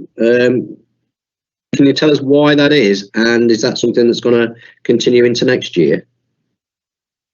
I would expect it to, yes. We've not had notification yet. I think what will happen with this is High Point will be funded centrally for the place element until they've reached their capacity, at which point that money will be transferred into the high needs block and then passported out like it is with an academy school.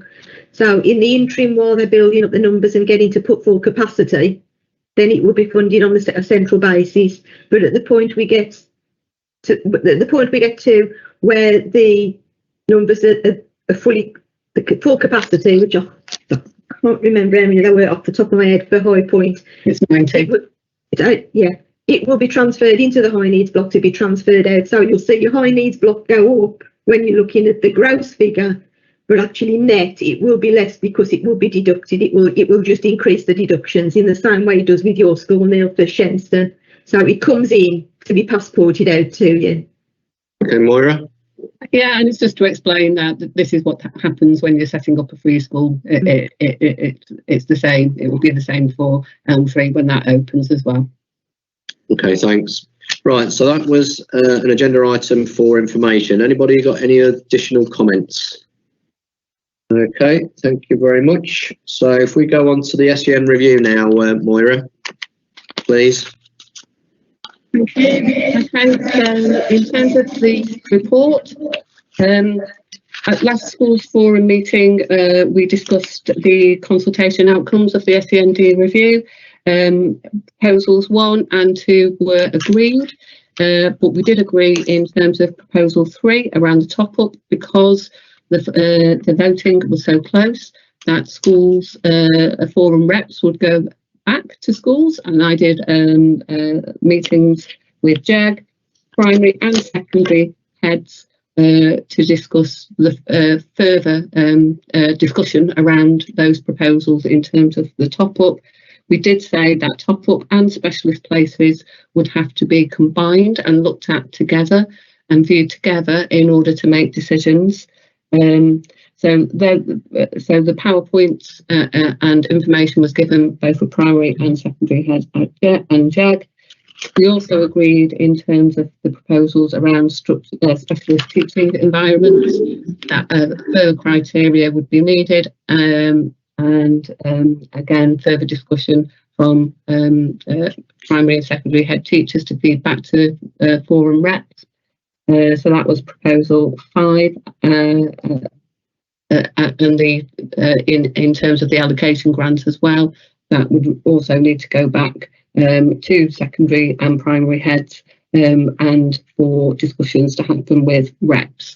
So in terms of next steps, I guess the next steps is finding out your feedback in terms of proposal 3, in terms of the top up, proposal 4, in terms of the specialist places, and proposal 5 and 6 in terms of the structured teaching environments being supported by the high needs allocation grant and the proposal of the grant to support those structured teaching environments. Thanks, Maura. So, has anybody got any further comments from their learning clusters or their representative groups? Jamie? A couple of comments. I'll say them rather than come back and the first one was when our community and other heads looked at it, they were concerned obviously about the impact that any of these proposals would have on the high needs block and the potential to push it into a deficit. So one of the questions was, if whatever proposals we go for, what's the plan if it pushes the high needs block into a deficit? Because it almost seems counterintuitive to agree proposals if at some point in the future that money would have to be pulled back from somewhere. And then the second point was that if the mainstream colleagues that I spoke to, if they had to choose between money for additional top-up allocations or putting the money into special school places, there was a very strong feeling that special school places would be where they would want that money to go, because there was a really, really strong feeling that at the moment mainstream schools are on their knees with catering for the SEND need within our schools at the moment. And I don't know, Moira, whether you have any views about that. Yes, thank you, Jamie. So in terms of mitigations, yes, in terms of the combination of our proposals, most of them would bring us into an in-year deficit of 23-24, and looking at full deficit 24-25. So in terms of mitigations, if we don't see an increase in the high needs block, because obviously it hasn't been announced yet, but if we don't see any further future increases, we're going to have to look at different ways to mitigate the risk and bring that cost down. That will be through a DfE management review plan, looking at working with the DfE in terms of how we can reduce the overspend down in the year. Things like looking at doing a review of our banding system and top up for the different needs of the children. We'd have to look at, the money that we spend on services. So, for instance, inclusion support. We'd also have to look at money that we spend on SLAs that are additional. So we do have some SLAs, for instance, with our health colleagues, provide additional health assessments when needed for certain children. For instance, for some children with NFPs, those with sensory dysfunction. So we'd have to review all of that to see how we could bring the funding back in line. But also, like Michael suggested as well, in terms of there is the option of maybe transferring money between blocks between the schools block and the high needs block, and that might be something that we have to consider in the future. I know there's people with their hands up as well, Moira, but I've got it in my head now, so I'll forget if I don't sort of jump in now. I mean, I guess in terms of those measures as well, there will be a sort of quite a stern view, if you like, in terms of the local authorities' reliance on out-of-borough and independent school placements at the moment, and whether or not, you know, that could be better funded by investing in some of the special schools locally. Yes, definitely. And in terms of looking at our specialist capacity within Sandwell, we'd always seek to increase our specialist capacity in borough rather than out of borough. And obviously we know from our kind of like our needs analysis that the majority of the children that do go out of borough are those children who are SEMH, and now those children who have got more complex needs in terms of ASD, language and learning. So we'd focus on those groups of children to try and reduce the movement out of borough. Thank you. Sally? Just talking to my learning community, exactly the same comments as Jamie's raised, really. So I just want to reiterate what he said around, you know, if we haven't got the money in the pot long term, is it right to be making these decisions now? And also around the you know, we'd prefer to put the money into sort of specialist places. And then the other thing that came back as a general comment was around disagreeing with the funding hubs for the reasons that it just seems like it could, forgive me, focus provision on the cheap. So getting, you know, getting schools to take that, have that £10,000, and it's not fair, or there's no parity for schools that can afford, have got the space to do it, against schools that haven't. So that was a general consensus from the SMEDIC community. Thanks, Mark. Yeah, as chair of secondary heads, the views are very, very similar to the colleagues through just expressed there. The feeling of the secondary heads was very much would like to increase the specialist provision in the PRUs. One of the attending PRU heads was keen to do that because they could see the difficulty of keeping his kids in mainstream. So yeah, it's just concurring with my primary colleagues, really. The view of secondaries is exactly the same. Okay, Wendy? When I spoke to our learning community, we did understand the impact that it would have on the budgets moving forward, but equally we felt that, similar to when you have your budget in your school, that we need to be ultimately thinking to start with about the children we've got in school right now and the complexities of those children. And, you know, we would like to have more specialist places, but I know that when we were part of the working party, we were talking about another 1,300 Eicps, was it, over the next 5 years? And I think, in all due respect, some of a good proportion of those children are going to come to mainstream. However much we increase specialist places, I don't think it's feasible that we're going to increase it, that all those 1,300 children are going to be going to specialist provision. So it will end up with a good proportion. I think it looked like about 2/3 of that number come into mainstream, which have an impact. In regard to the kinds of hubs, a number of the schools in our learning community had actually set them up ourselves. So we understand that personally we couldn't, you know, you can't do it retrospectively, which we all understood. However, we kind of felt that as much as it might not benefit our children personally, you know, in this profession we're looking at the wider children, and if it can benefit any children in another school, even if it isn't ours personally, then we were kind of in favour, which kind of is probably opposite to maybe some of the others, but that's, you know, how we felt as a learning community. Okay, thank you, Jamie. Sorry, my last question linked really to what Wendy was just saying. My learning community asked where the 35% estimate. You've gone on mute, Jamie. Oh, apologies.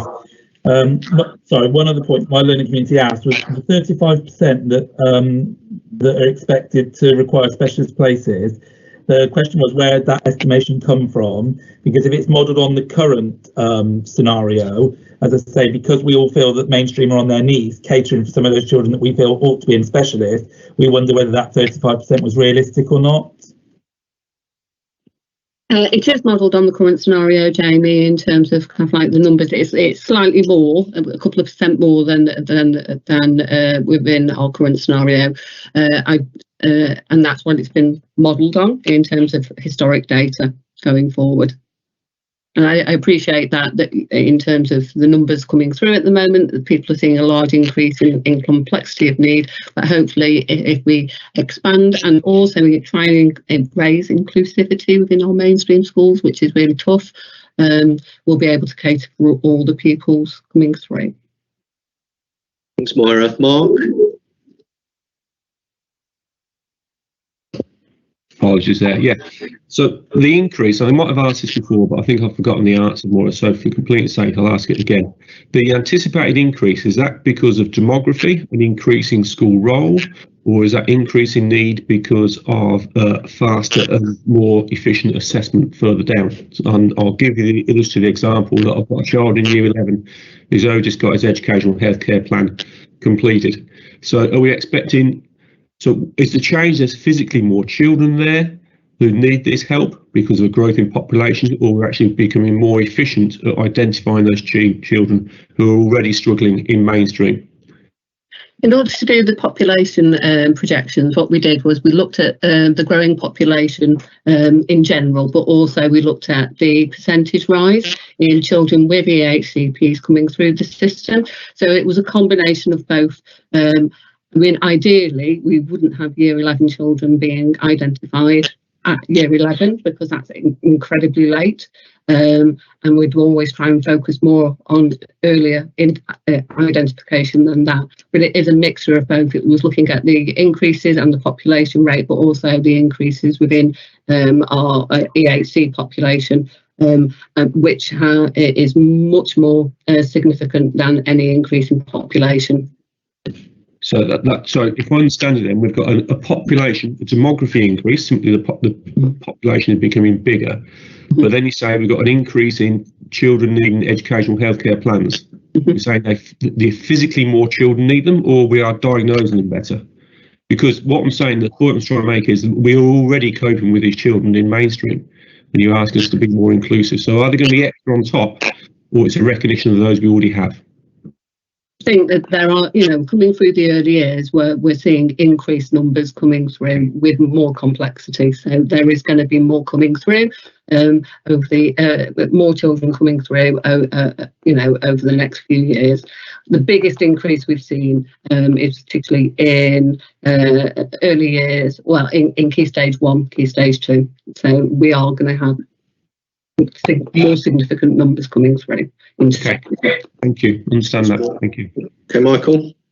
The only thing I was going to add is just to say that will then enable us to participate with the Department for Education in relation to completing the DSG management plan, and that's specifically aimed at the high needs block and the pressures that we're seeing. I think we know nationally there are increases, but one of the things that we need to do as a local system is to make sure that we are prepared for what that increase looks like. We know we're using national data and we're using benchmarking data to look at the increases of children and the demands in relation to school places and that specialist provision. But I think one of the things we do need to do is to make sure that we use the management plan as a tool to be able to identify where those pressure points are, and if necessary use that to be able to evidence the work that we need to do with the Department for Education to look at the increases in the budget. Now, it's too soon to say because we're still waiting for our settlement. We normally have our Christmas present arrive just before Christmas that says this is the settlement, and then we all scurry around over Christmas trying to make it work.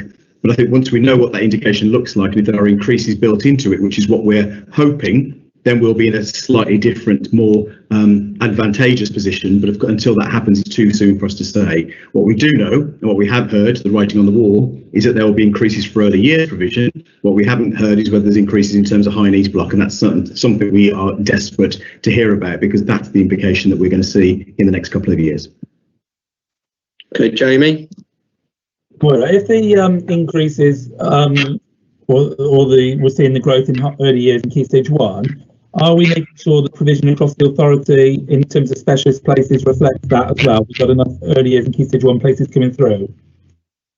Yeah, and I think that's the difficulty, isn't it, Jamie, in terms of particularly for out of borough places, it's early years Key Stage 1 that is really lacking. So we are focusing on kind of like Key Stage 1 places, obviously with the opening of the Elms, looking at primary school places, but the first few cohorts will be early years Key Stage 1 as they build up their numbers. Michael? And just very quickly, just to add, the only difference that we'll need to see there is that we're taking that to our place planning strategy so that we can make sure we're aligning it to future-proofing the number of places we're going to need to see happening. We're using projections, but we're also using the local intelligence to be able to know what that looks like and working with our planning colleagues and others in terms of new houses coming on stream, etc., to be able to have a better, more rounded view in terms of what that picture looks like and what we need to do now to plan for those numbers and those increases that we're seeing coming into the borough. Just to add to that then, from the special schools groups, there was definitely an appetite amongst colleagues that they would be supporting and looking to do what they can to increase the number of places on individual sites. So I think that's a positive where people have got some capacity to grow. I think as well it came through that I think there was a strength of feeling, if you like, that the overall top-up value for the special schools was arguably lacking in terms of what other schools had in terms of inflationary gains and those sorts of things. So I think there's a mixed bag there, but I think overarching all of that is that we do want to try and support the local authority where we can and try and meet the need of the places that are required. So, I mean, I think we probably need to move on a little bit now. We're getting up to the 2-hour mark and we need to make some decisions. So, on that then, Moira, do you want to take us through the first one, which I think was whether or not we get a vote on proposal 3, wasn't it? Yeah, it's proposal 3 is around increases in top-up funding. Yeah. So proposal 3.1 would be a 1% increase to all mainstream schools. Proposal 3.2 would be a 2% increase to all mainstream schools, to all schools, sorry. Proposal 3.3 would be a 1% increase just to mainstream, sorry. Proposal 3.4 would be a 2% increase just to mainstream, and proposal 3.5 would be to maintain top-up levels as they currently are. Okay, so this was quite evenly split, wasn't it, at the last meeting? How do we want to proceed with this then? We'll just go down each option and see on a show of hands if does anybody want any questions answering before we move straight on to votes here? Yeah, I do. Okay, Mark? Yeah, given what we now know, we've learned from Michael about the reduction in the funding coming in, we've got to tighten our belts. Can we afford any of these options? I would say that my preference would be 3.5 in terms of maintaining current levels as they are. From a local authority point of view, that would be the most prudent option, and would it help us to facilitate the increase in specialist places? Thank you. Yeah. Okay. Sorry, before we vote, can I check with Rose and Moira? Anyone excluded from voting on this particular item? I think everyone can vote, can't they? Yes, this isn't the sort of like local authority formula, so I believe everyone can vote on this particular issue. Thanks for that clarification. Thank you. Okay, so if I, in the first instance, then I think just run down each of the options, and then we'll see which one's got the most votes as we go there. So the first option then, if we're going to, in favour of option 3.1 to increase the element 3 top up by 1% across all top ups to include mainstream schools, specials, focus provisions and PRUs. If you're in favour of option 3.1, could you put your hand up now? Okay, there's no votes for that. If you're in favour of option 3.2 to increase the element 3 top up by 2% across all top ups to include mainstream schools, specials, focus provisions and PRUs, excluding Albright. Okay, no votes for that. Option 3 to increase the element 3 top up by 1% across top ups in mainstream schools and focus provisions only. Okay, no votes for that. Option 3.4 to increase the element 3 top up by 2% across all top ups in mainstream schools and focus provisions schools only. Option 3.5 to maintain current levels of top up funding for all pupils.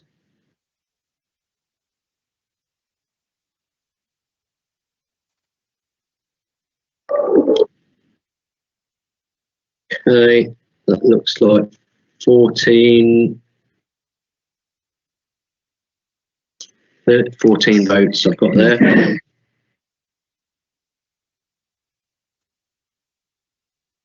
Thank you. That's carried unanimously for that one. Thank you very much. Right, we already had agreed the proposal for Moira. So it's proposals 5 and 6. Now, this is the teaching environment proposal, isn't it? It is. Has anybody got any specific questions with regards to this before we go into the vote? Gary?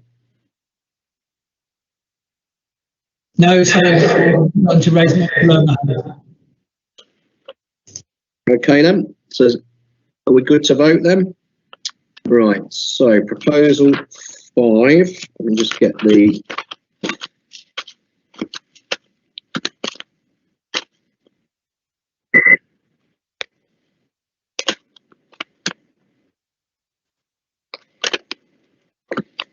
just trying to find where the wording is for that one, Moira. You want me to say it then? So you're finding the wording. No, sorry, I did have a comment. The one thing that came out of my learning community was the match funding issue, because some people felt that would be difficult, that whilst they would be keen to utilise the funding available, they wouldn't necessarily be able to match fund it. And, you know, again, there was that question as well about whether this money, albeit valuable to some, it wouldn't change the world, and therefore whether that would be better spent in specialist provision. Okay, I think in terms of the specialist teaching spaces for mainstream schools, I do see that, you know, some schools might benefit while others can't. But I think I agree with what Wendy was saying in terms of it is best to support schools that can support this greater inclusion, because it is going to support the local authority as a whole. And just to clarify in terms of are they FPs on the cheap, we're looking here in terms of supporting specialist teaching spaces in order to support intervention that is identified as a need within that school. So through their provision management, the school would have to evidence in terms of the children, the needs of the children coming through. And what kind of specialist teaching environment would benefit them. So, for instance, nurture groups or structured teaching spaces. So it's very much to support the inclusivity within a school. It's not around NFP on the cheap. Thanks, Moira.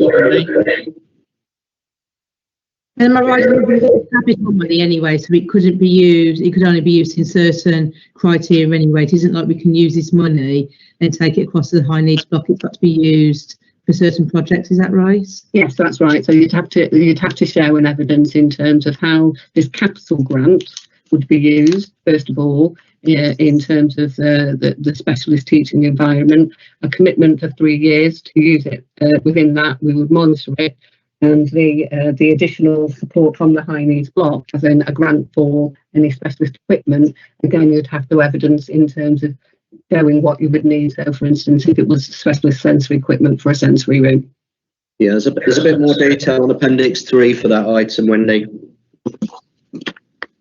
Right, okay then. So if you've got the wording there in front of you, Moira, do you want to just outline it, or is it quite as broad as to support the development of specialist teaching environments in mainstream schools? No, option 5.1 would be to agree the proposal to use high needs capital allocation funding to support the development of specialist teaching intervention spaces within mainstream schools. And option 5.2 would be to disagree with that proposal. Okay, so if you're in agreement with the proposal, could you please raise your hand?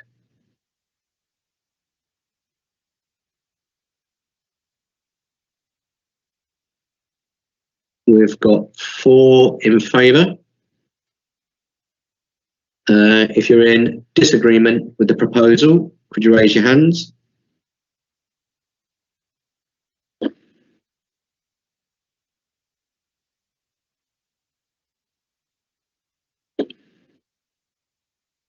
We've got 8 who are in disagreement. And if you're abstaining,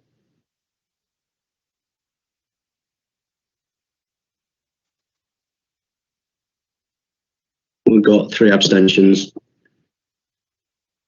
I think that's 2. Double check. So abstentions?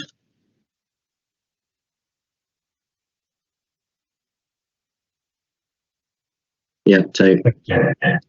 Thanks. Okay. Right. So this potentially impacts on proposal number 6, Moira. Do you want to give us a quick overview of that one? So the proposal number 6 was to use some Chinese block funding in order to support the development of resources within the specialist teaching environment in mainstream schools. So this would support, for instance, the resourcing of special sensory rooms, structured teaching rooms. It wouldn't meet the needs or have the resources for all of what was required, but it would go towards some of the resources that would be needed.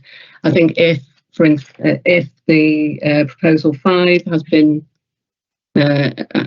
not been agreed, then proposal 6 will not be agreed either. Okay. So on that basis, then I don't think we need to vote for that, or do we, Fred? Just as a matter of process. I think yes. Confirm, Chair, please. Okay, then can people confirm then that they're not in favour of proposal 6, please?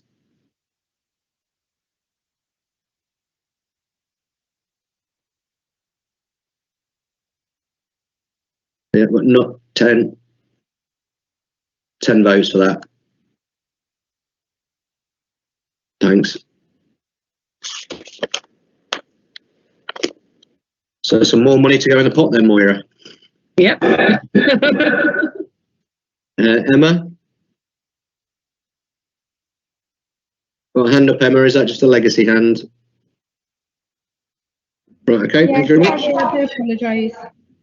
Okay, right. Okay, thanks very much then. Item number 7 then, the early years block report. Thank you, Chair. That's me. I'll be very brief, as this is just for information. To provide Skills Forum with information on Education and Skills Funding Agencies, notification that national funding will be increased over the next 3 years, and this is to reflect additional costs and the number of eligible children.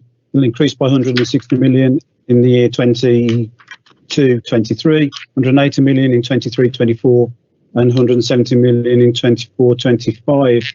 Just a reminder that local authorities are obliged to consult with local providers around any increases in rates, and a report will be brought back to the forum once the local authorities done that. The announcement from ESFA also clarified that the forum will be aware there have been issues around undertaking the census, which again impacted on funding, and ESFA have clarified the amount of funding available to the local authority in 2021. There's a reduction compared to the original figure. Not to worry though, that's already been factored in. We did expect that, and we've only spent the funding that we thought would be available to us, so there'll be no impact on the reduction of that funding. And then finally, it's confirmation that there is a return to the annual census when calculating funding in the future. Thanks, Steve. Any queries, questions about agenda item 7? Okay, thank you very much. It's you again, I believe, Steve, agenda 8. It is, thank you, Chair. The intention of this report is to make an amendment to the fair funding scheme, and this is with a view to protecting pension rights of any staff that may be subject to TUPE arrangements within schools. There's a prescribed process if schools are considering outsourcing services that impacts on staff, and we're just wanting to reiterate the need to consult with the local authority in the first instance, but more importantly with the West Midlands Pension Fund. And unless we undertake the correct process and notify the pension fund appropriately, there's a danger, a risk that employees' pension rights may be affected. So we're requesting School Forum allow us to consult with the schools around the amendment. The amendment to the fair funding scheme is listed in Appendix A. Subject to the consultation with the school, we'll bring it back to the forum to amend the fair funding scheme, and we're hoping that consultation plus added clarity within the text in the fair funding scheme will raise awareness around this matter, and schools will contact the local authority and the West Midlands Pension Fund in a more timely manner in the future. Okay, thanks, Steve. Right, so anybody got any questions on that particular matter? We'll go straight for a vote. Sorry, we just checked before, Rose. To my understanding, everyone can vote on this. Is that right? Yes, everyone can vote on this. Thank you, Chair. So we're voting then to approve that schools should be consulted on amending the existing text of paragraph 11.12, information from maintained schools involving in outsourcing of the fair funding scheme, and replacing it with text in Appendix 1. So all those in favour, please show your hand now.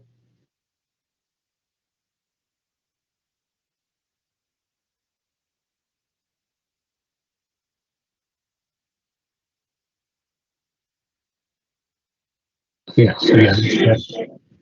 Okay, I think we've got 15 on there. Yep. Have we got anybody who's against? Any abstentions?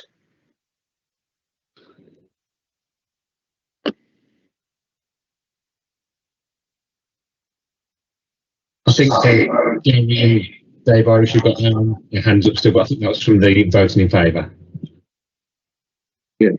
Gary, you've got your hand up still. Is that an abstention? No. Sorry. Okay, thanks very much. Okay, moving on then. We've got the DSG settlement verbal update from Rose.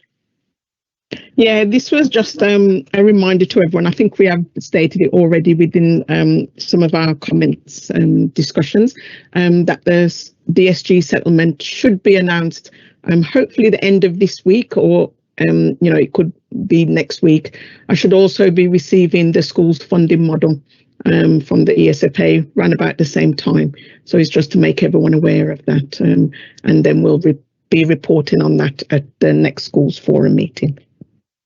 Prior to the next schools forum meeting, Rose, do schools forum members get an overview of the either an increase or a decrease in the budget for the authority?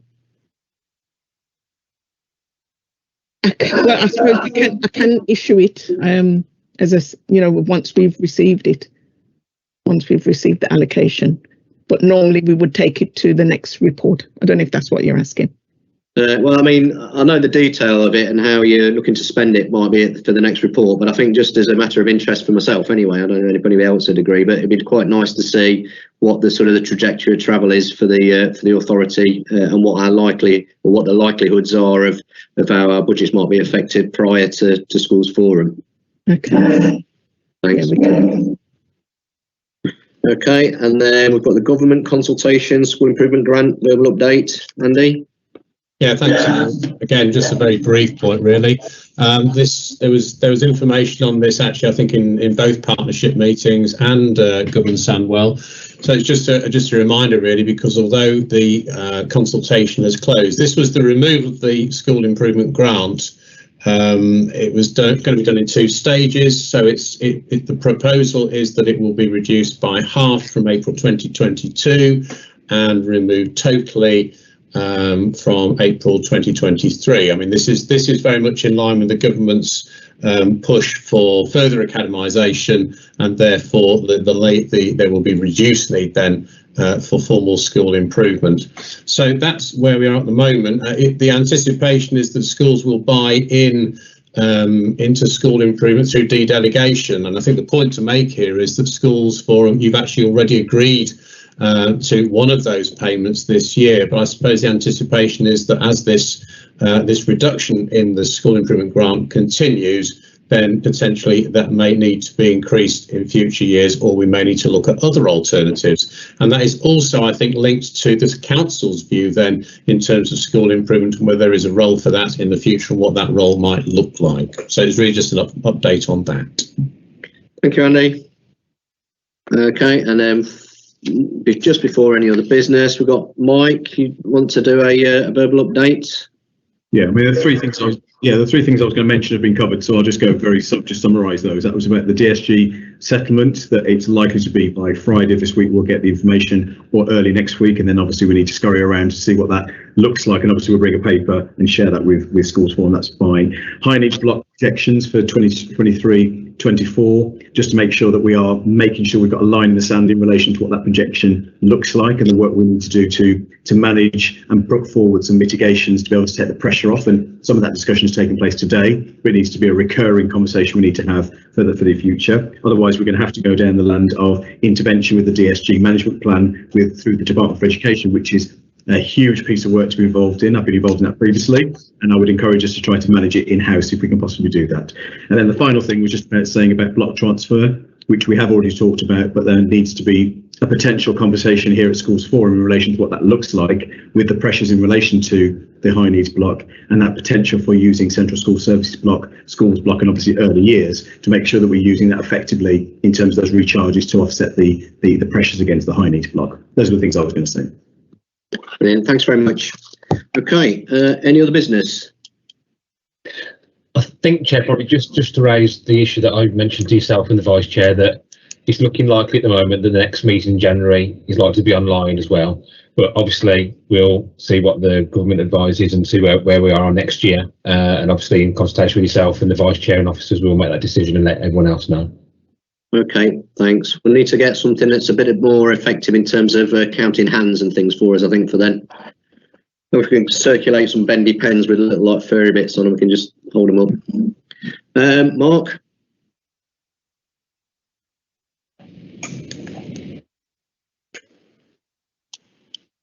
You're on me, Mark. There you go. Fortunately, you've missed my inappropriate gag. Hoorah. So, question for Moira. Can you just give us an update on the staffing and the fair access panel? And I understand, I learned to my horror that poor old Mike's going. We lost Halima and we got a vacancy for our preventative places. So, what staff have we got left and what places have we got being advertised? What's the state of recruitment? So in terms of the reintegration officers, they, I believe, are fully staffed at the moment, and they'll be transferring over to into the high needs block come April. In terms of Mike leaving, unfortunately, at the end of this week, I'm going to be contacting the Behaviour Management Board in terms of ideas for replacement as an independent chair. And then we can go out and try and find that replacement. Obviously, in terms of Behaviour Management Board, it's very much your decision in terms of who that independent chair will be, alongside, you know, in terms of supporting us. Halima's role has been advertised and will be re-advertised going out. In terms of panels next year, in terms of the January, if we haven't got people in place, Tim Room has volunteered to help Angela chair the panels. Pastoral leads know who Tim is. He's been working with the panels over a number of years on managed transitions. So we have got a backup in place just in case. Okay. Any other business? Right, I propose that we close the meeting then, and hope everybody has a fantastic Christmas and a well-deserved rest, and we'll see you all in January. Thanks a lot. Take care. Thank you. Cheers. Thank you. Thank you. Good night. Bye, everybody.